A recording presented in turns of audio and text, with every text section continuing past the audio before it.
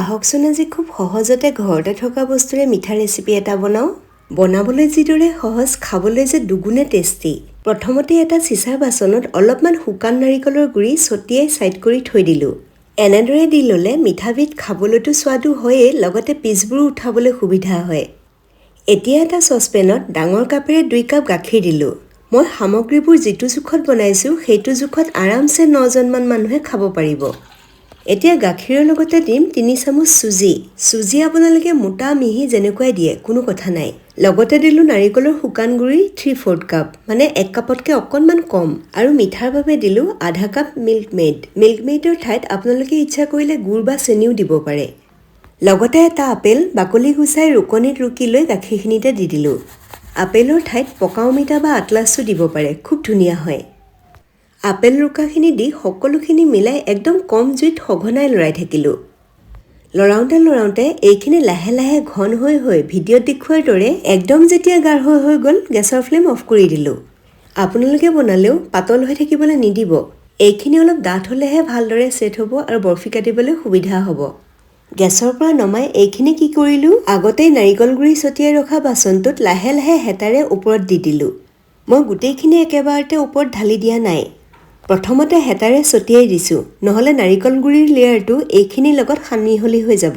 এইখিনি দি ভালকে ওপৰটো মিলাই দিলো। যেতিয়া চাৰিওফালে এটা লেয়াৰ দি মিলাই হৈ গ'ল, এতিয়া বাকীখিনি মিশ্ৰণ ঢালি দিলো।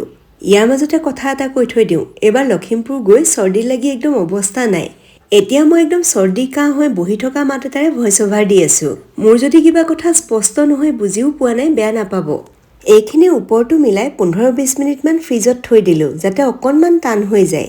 যেতিয়াই অকণমান টান হৈ গ'ল, ইয়াৰ ওপৰত ফ্ৰেছ ক্ৰীমেৰে এটা লেয়াৰ দিলো আৰু ওপৰটো ভালদৰে মিলাই দিলো। আপোনালোকেও যদি বনায়, ক্ৰীমৰ লেয়াৰটো কিন্তু দিবই, তেতিয়াহে ইয়াৰ সোৱাদটো আহে। যিকোনো মিঠা বস্তুৰে ওপৰটো অকণমান সজাই দিলেহে ভাল লাগে। মই কি কৰিলো, ওপৰৰ ক্ৰীমখিনি ভালদৰে মিলাই লৈ ওপৰটো যাতে দেখিবলৈ ভাল লাগে, ঘৰতে আনি থোৱা চকলেট আছিল, ৰুকনিত ৰুকি লৈ সজাই দিলো। চকলেটৰ গুড়িখিনি এনেকুৱাকৈ দিছো যাতে পিছবোৰ কাটিবলৈকো সুবিধা হয়।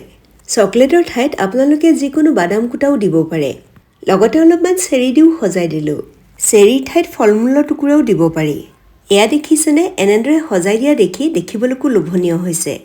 এতিয়া কি কৰিলো, এইখিনি ঢিলা হৈ থাকোঁতেই এপিছৰ জোখত কাট দি থলো, পিছত যাতে উলিয়াবলৈ সুবিধা হয়। এইখিনি কাট দি লৈ এতিয়া প্ৰায় 1.5 ঘণ্টামানৰ বাবে ফ্ৰিজত থৈ দিলো, যাতে ওপৰৰ ক্ৰীমখিনিও ভালদৰে ছেট হৈ যায়। প্ৰায় 1.5 ঘণ্টামানৰ পিছত যেতিয়া ভালদৰে ছেট হৈ অলপ টান হৈ গ'ল, এয়া মোৰ খুব সহজতে ঘৰতে বনাব পৰা খুবেই স্বাদু মিল্কি মিঠা ৰেডি। ইয়াৰ সোৱাদ ইমানেই ধুনীয়া হয় নহয়, কি ক'ম আৰু, খোৱাৰ পিছত একদম মুখতেই লাগি থাকে। বিশ্বাস কৰক, এইবিধৰ ওচৰত একদম বজাৰৰ মিঠাইও পাত্তা নাপাব। নিজেই হওক বা আলহী আহিলেই হওক, বনাই খুৱাই চাবচোন, সকলোৱে ভাল পাব।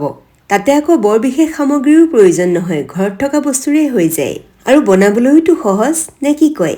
মোৰ দৰে মিঠা ভাল পোৱা সকলে বনাই খাই চাবচোন আৰু কেনেকুৱা পালে জনাব।